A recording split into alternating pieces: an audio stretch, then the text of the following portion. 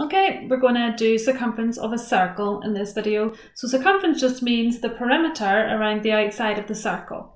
So the curved part of the circle here. And our formula is C equals pi times diameter. So pi is 3.14. It's actually, to be more accurate, there's lots of decimal places, but we just use 3.14, or you can use the pi button on your calculator if you wanted a more accurate answer. But for all the examples I'm going to do today, we're just going to use 3.14. So starting with example 1. This circle has a diameter of 6 meters. The diameter goes from one edge to the other, cutting through the centre. So we'll write pi d for short, that just means pi times diameter. So 3.14 times 6, which equals 18.84 meters. And that's our answer for question 1. Question 2, same formula, but the 9 is a radius. A radius goes just from the centre to the edge. So the diameter is going to be double that. So I'll write that over the side. The diameter is going to be 18. So you would just multiply your radius by 2 to get your diameter. So 3.14 times 18 in this one, and we get 56.52 centimetres. It's just the length, so no need to put squared units on. If it's in meters, your answer will be in meters. If it's in centimetres, your answer will be in centimetres. Moving on to example 3. Example 3, you can only see half a circle. So you're going to divide by 2. So you'll do pi d divided by 2. So this time you're finding like a curved, like half a circle, which is just like a curve. So I still call it circumference, just remember to divide by 2 at the end. So 3.14 times 10 divided by 2. 10 would be the diameter if you were to make that a full circle, so we just kept it as a 10 in there.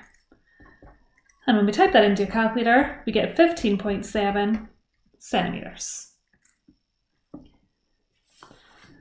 Moving on to examples 4 and 5. Right, if you're asked for the perimeter of both of these shapes, you would have to find the curved part first and then remember to add on the extra length at the bottom. So we'll have 2 parts to do in this one. So C equals pi d divided by 2, which is 3.14 times 8 divided by 2, which is 12.56 centimetres.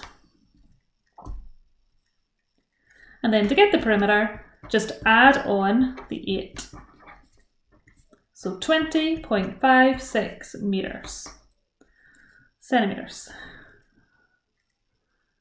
Okay, number 5 is a quarter of a circle. The reason you know it's a quarter of a circle is because there's a right angle in there. There is 360 degrees in a full circle, and a quarter of that would be 90 degrees. So if you ever see a 90-degree sector, then it's 1/4. And the 3 centimetres is just a radius, because if I was to make that a full circle, the diameter would be double that, it would be a 6. So to find the circumference is just the curved section here. Yeah, so to find the curved section there, we're going to have to divide by 4 in this one.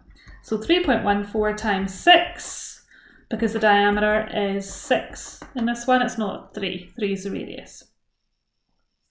And then we'll divide that by 4. And we get 4.71 centimetres. And to get the perimeter, you have to add on 3 twice, because you've got 2 lengths of 3. If that's a radius, that's also a radius, so they'd both be 3 centimetres. When you add them together, you get 10.71 centimetres. Okay, so if they're ever closed in like that, you have to add on these extra lengths. But if it's sitting like example 3 was, with just the arc shown, you do not need to add anything extra on. And if it's in meters, the first one was in meters, write meters at the end. If it was in millimeters, write millimeters at the end, and so on. But it's not a squared unit because it's just a length. So don't put any numbers up in the air here. So just to recap over the formula really quickly. C equals pi times diameter is how we find circumference of a circle. And there is a pi button on your calculator, which will take into account the full number, but to 2 decimal places, it's 3.14. So it's okay just to use that.